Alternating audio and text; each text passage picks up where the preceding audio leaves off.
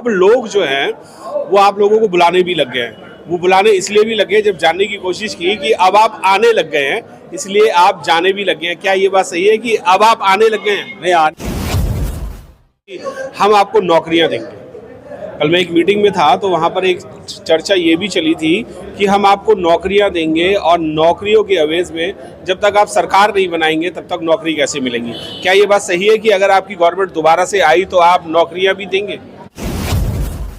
कई सारे लोग ऐसे हैं जो पार्टी में काम कर रहे थे और कई सालों से काम कर रहे थे, जैसे कि एक नाम ही अगर मैं लूँ, चौधरी सतीश जी को भी आपने पार्टी से बाहर कर दिया है। पिछले जो अध्यक्ष जी थे उनको भी आपने पदमुक्त करा दिया है। तो क्या ये रणनीति क्या चल रही है? कुछ उठापटक क्या चल रहा है? पार्टी में लोगों को जोड़ना चाहिए या बाहर निकालना चाहिए? नहीं, जब कभी भी कोई कार्यक्रम होता है या सामाजिक कार्यक्रम हो चाहे सांस्कृतिक कार्यक्रम हो तो एक पार्टी का प्रोटोकॉल होता था। क्या अब वो प्रोटोकॉल खत्म कर दिया है या उसी प्रोटोकॉल पे थोड़ा फ्लेक्सिबिलिटी ले आए हैं कि अब हम कार्यक्रमों में जाना शुरू कर दिया है आपने? नहीं। दोस्तों जय भीम नमो बुद्धाय, मिलेंद्र गौतम मैं हूँ आज नंद नगरी के पंचशील बुद्ध विहार में, जहाँ पर आज दो उद्घाटन हुए। जी हाँ, पहले मैं बताना चाहूँगा कि तथागत गौतम बुद्ध की प्रतिमा का उद्घाटन आज हुआ और मैं आपको ये भी बता दूँ कि मुख्य अतिथि जो रहे माननीय रामजी गौतम सांसद राज्यसभा के द्वारा ये आज 30 मार्च 2025 में आज उद्घाटन हुआ है। और ये भव्य मूर्ति जो है वो आज यहाँ पर बुद्ध विहार में ऊपर वाले प्रांगण में लगाई गई है, हॉल में, जहाँ पर कई सारे लोग जो है यहाँ पर पहुँचे। और नीचे जो है लाइब्रेरी का भी उद्घाटन किया गया। आइए मैं आपको लाइब्रेरी की तरफ लेके चलता हूँ। नंदनगरी बुद्ध विहार में यहाँ पर एक लाइब्रेरी का भी उद्घाटन किया गया। आप देख सकते हैं कि ये पंचशील बुद्ध विहार है और यहाँ पर शिक्षा की जननी माता सावित्रीबाई फूले पुस्तकालय एवं विचारणालय पंचशील बुद्ध विहार नंद नगरी द्वारा यहाँ पर किया गया। और मैं ये बता दूं कि जैसे ऊपर तथागत गौतम बुद्ध की प्रतिमा का उद्घाटन हुआ, ऐसे ही यहाँ पर भी रामजी गौतम जी ही मुख्य अतिथि रहे और उन्होंने यहाँ पर इस लाइब्रेरी का उद्घाटन किया। नंद नगरी पंचशील बुद्ध विहार में जो लाइब्रेरी खुली है वो सांसद रामजी गौतम जी के माध्यम से आज यहाँ उद्घाटन हुआ है और सीपी सिंह जी भी यहाँ मौजूद है। सर, कैसा लग रहा है कि लाइब्रेरियाँ खुल रही हैं और बुद्ध की मूर्तियाँ भी जा रही हैं और कई जगह जो है आप लोगों की मीटिंग्स भी हो रही है, इसके बारे में क्या कहना चाहेंगे? देखिए, समाज में जागृति आ रही है। जो बहन कुमारी मायावती जी ने काम किए हैं अपने शासनकाल में, उससे प्रभावित होकर लोगों ने अपने छोटे मोटे मतलब जिन क्षेत्रों में जहाँ पे भी वो लोग रहते हैं वहाँ पर अपने बच्चों की शिक्षा के लिए मतलब लाइब्रेरी खोलना शुरू कर दिया है। और अपने धर्म को आगे बढ़ाने के लिए उन्होंने अपनी मूर्तियों की स्थापना करके बौद्ध विहारों के अंदर उन्होंने ये शुरुआत की है। आज हम लोग इधर सीमापुरी विधानसभा क्षेत्र के अंतर्गत आए हैं तो यहाँ पर इन लोगों ने आज लाइब्रेरी मतलब सावित्रीबाई फूले के नाम से मतलब लाइब्रेरी का उद्घाटन करवाया है सांसद साहब से, और एक मूर्ति का भगवान तथागत बुद्ध जी की मूर्ति का अनावरण करने का काम किया। तो ये खुशी की बात है। समाज के अंदर ऐसी जागृति और होनी चाहिए जिससे मतलब ज़्यादा से ज़्यादा शिक्षा का प्रसार बढ़े और चेतना आए लोगों के अंदर। तो ये एक स्वागत का मतलब कदम है, उनका सराहनीय कदम है।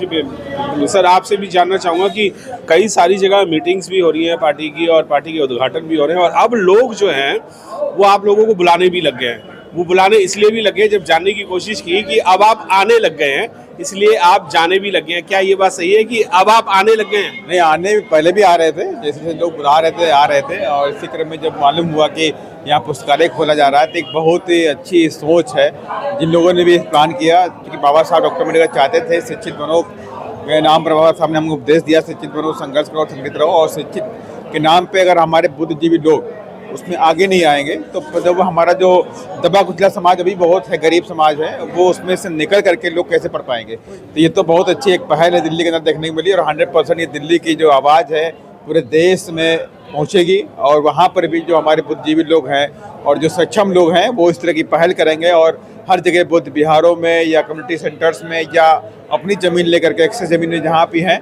वहाँ पर इस तरह के पुस्तकालय खोलें ताकि वहाँ जो हमारे गरीब बच्चे हैं वो पढ़ करके आगे अपने आगे पर में खड़े हो सकें और देश की सेवा में और समाज की सेवा में भागीदारी बने। जी, कल एक मीटिंग हुई, वहाँ पर एक ये बात भी आई थी कि हम आपको नौकरियाँ देंगे। कल मैं एक मीटिंग में था तो वहाँ पर एक चर्चा ये भी चली थी कि हम आपको नौकरियाँ देंगे और नौकरियों के एवज में जब तक आप सरकार नहीं बनाएंगे तब तक नौकरी कैसे मिलेंगी। क्या ये बात सही है कि अगर आपकी गवर्नमेंट दोबारा से आई तो आप नौकरियाँ भी देंगे? 100% देंगे। और जब माननीय बहन जी 4 बार के शासनकाल में करीब 70 लाख लोगों को बहन जी ने उत्तर प्रदेश में नौकरियाँ देने का भी काम किया है। और अगर हम नौकरियाँ नहीं देंगे तो हमारा समाज कैसे आगे बढ़ेगा। हमारे समाज के पास कोई लैंडलॉर्ड नहीं है, कोई ज़मीन नहीं है, कोई फैक्ट्रियाँ नहीं है, कोई बड़े बिजनेसमैन भी नहीं है। उनके पास जो भी है शिक्षा और नौकरी ही है।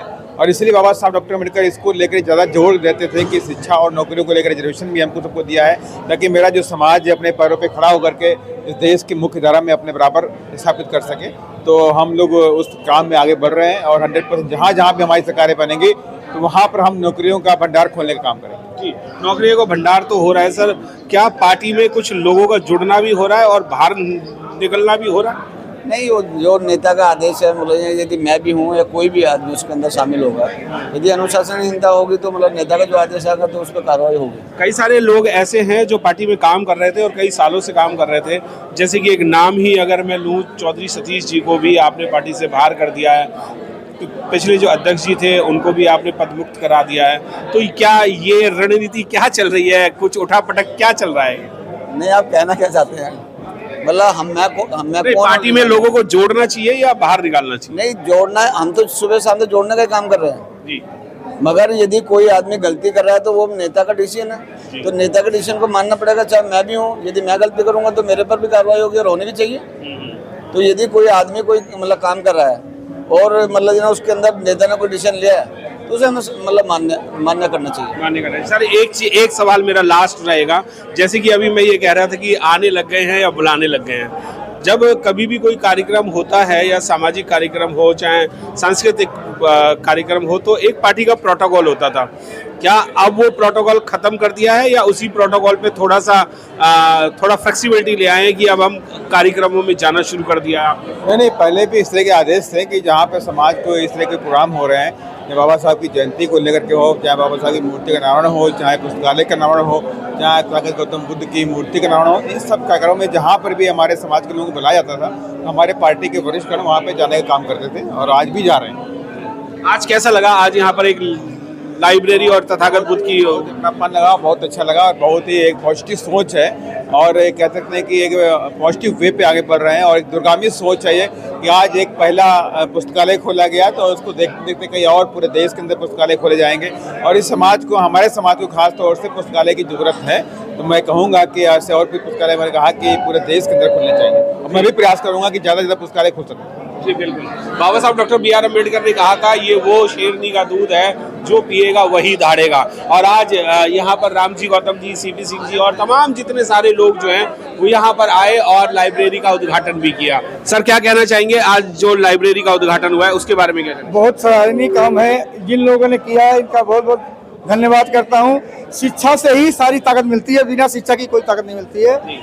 जब शिक्षा रहेगा, डॉक्टर B.R. अम्बेडकर हमारे समाज के जन्मदाता हजरत मोहम्मद मुस्तफा सल्लल्लाहु अलैहि वसल्लम ने कहा था, पहले ही कहा था, शिक्षित बनो संघर्ष करो। सेम वही फंक्शन है, पहले जो है शिक्षा है। शिक्षा महत्वपूर्ण है, फर्ज जो है जिसको कहते हैं फर्ज, शिक्षा ही फर्ज है।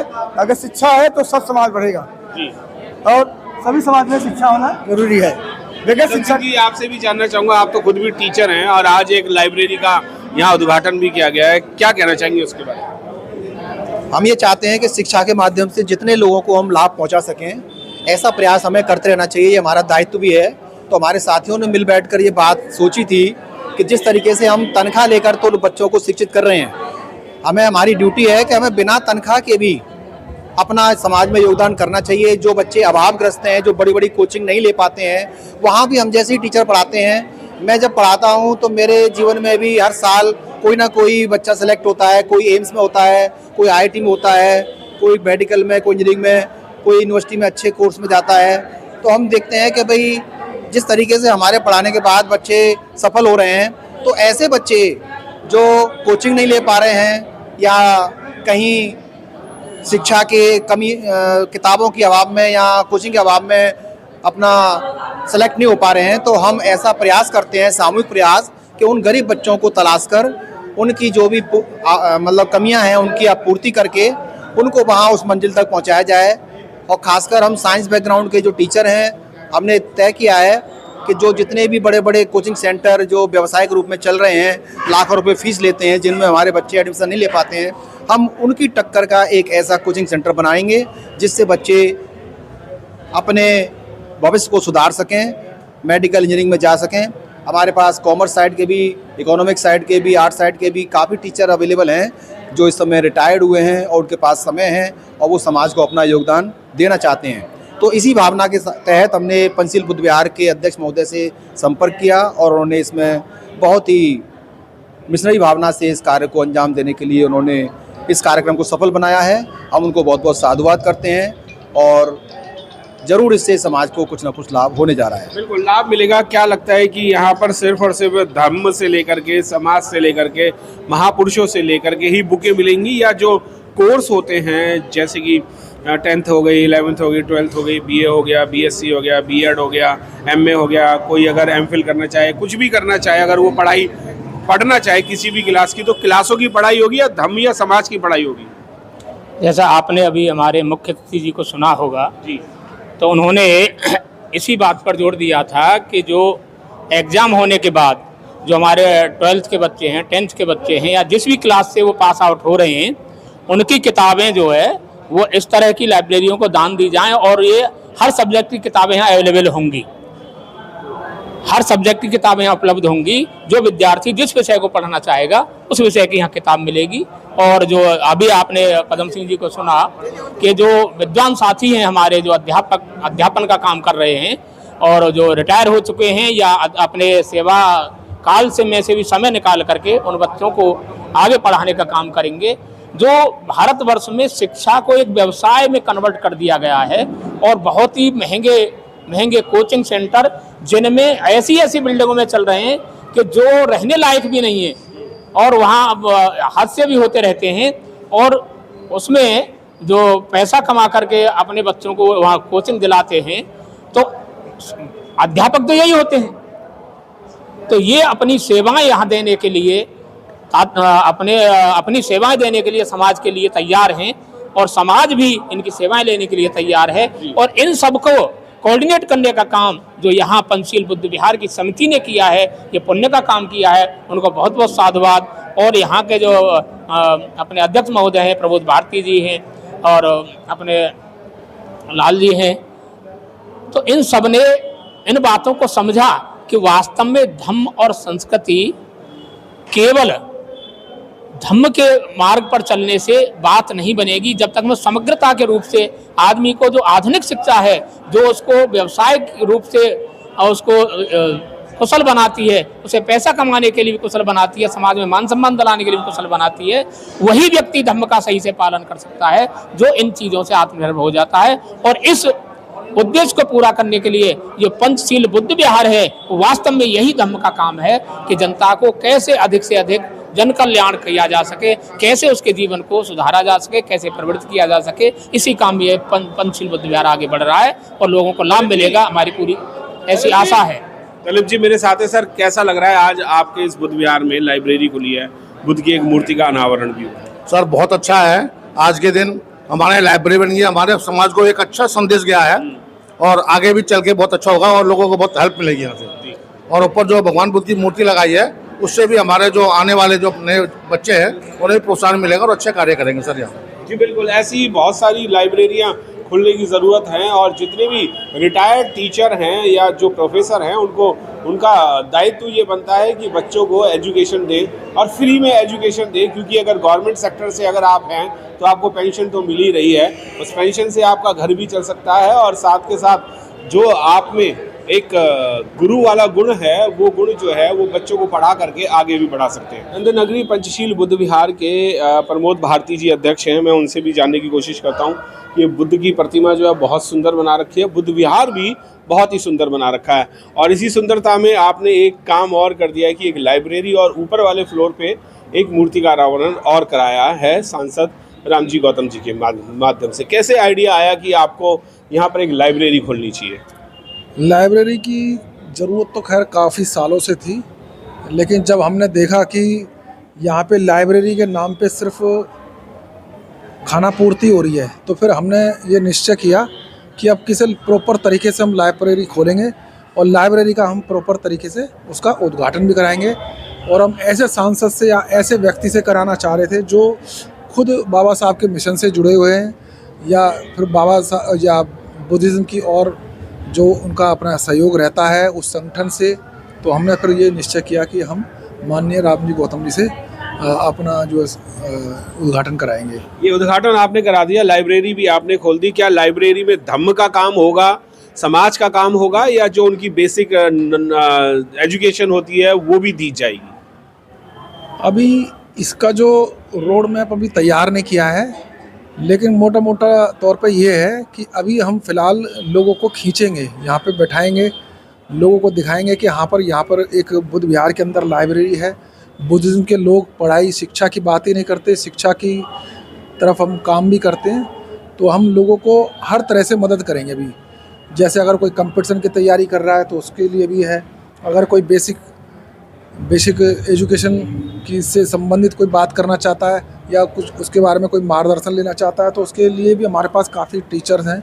काफ़ी लोगों ने अपने योगदान देने के लिए बात भी कही है और हम हर तरह से उनके कैरियर काउंसलर की तरह भी हम एक तरह का प्लेटफॉर्म तैयार करने की कोशिश करेंगे, जिससे कि समाज को, यानी समाज के हर व्यक्ति को, हर बच्चे को एजुकेशन मिलेगी और एजुकेशन से आप उन्हें लाभान्वित करना चाहते हैं। हाँ, हम यही है कि हम एजुकेशन से सबको लाभान्वित करना चाहते हैं और एजुकेशन की क्या ताकत होती है ये भी एहसास कराना चाहते हैं, क्योंकि यहाँ पे एक पिछड़ा हुआ क्षेत्र है। हालांकि अब तो काफ़ी लोग पढ़ रहे हैं, लिख रहे हैं, लेकिन फिर भी अभी अगर परसेंटेज में देखा जाए औरों के मुकाबले में तो यहाँ पे थोड़ी शिक्षा का जो परसेंटेज है बहुत कम है। लेकिन हम उस शिक्षा के हमारा भी थोड़ा उसमें सहयोग हो जाएगा तो ये हमारे लिए गर्व की बात होगी। बिल्कुल गर्व की बात होगी। कैसा लग रहा है आज यहाँ पर बुद्ध विहार में एक लाइब्रेरी खोली गई है और एजुकेशन दी जाएगी? सर बहुत अच्छा लग रहा है। ये तो हमारे लोग जो है ना, बहुत जगह जगह जितने बुद्ध विहार बने हैं उसमें सबको खोलना चाहिए। ऐसे हमारे जो बच्चे जब हम उसमें आते हैं तो एक हमारा जो बौद्ध धम्म है बढ़ाना, जैसे बुद्ध कहते हैं कि हमें आप पूजन न करो, आप हमारे मार्ग पे चलो, तो ये हमारे को मार्ग मिलेगा। शिक्षा का आभास है हमारा। जब हमारे बच्चे पढ़ेंगे तो बुद्ध धम्म को भी जानेंगे और यहाँ पर जो है कभी भी जो है किसी जो जितनी हिंदू धर्म की कुर्तियाँ हैं यहाँ आके सीखेंगे, अलग अलग पाखंड पे नहीं जाएंगे। तो बहुत सारी ऐसी चीज़ें जो हमारे यहाँ पर मिलेगा, मुझे शिक्षा मिलेगा, हमारे बच्चे आगे बढ़ते चले जाएंगे। भगवान बुद्ध ने आप अपने बच्चों को भी यहाँ भेजने की कोशिश करेंगे? बिल्कुल सर, बिल्कुल।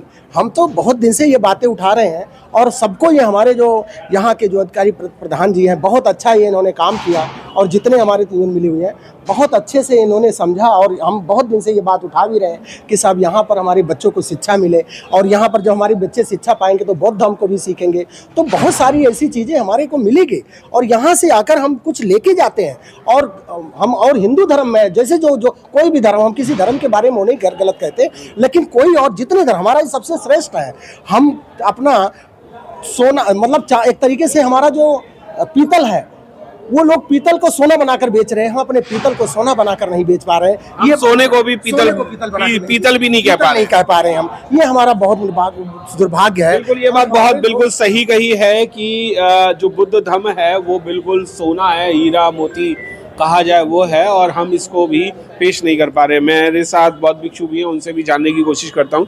आज यहाँ पर लाइब्रेरी का उद्घाटन और बुद्ध की मूर्ति का उद्घाटन हुआ है, उसके बारे में क्या कहना चाहिए? मैं एक बात कहना चाहूँगा, हमारा प्रधान जी हमारा कमेटी का बहुत अच्छा काम किया और हमारा जैसे ऊपर से बुद्ध उद्घाटन किया आज, और लाइब्रेरी का तो समाज का कल्याण का काम है, इसलिए बहुत हमारा कमेटी के में हमारा तरफ से बहुत बहुत धन्यवाद है। इसे साधुवाद मैं देता हूँ पहले बार, ये बहुत अच्छा काम किया। धन्यवाद।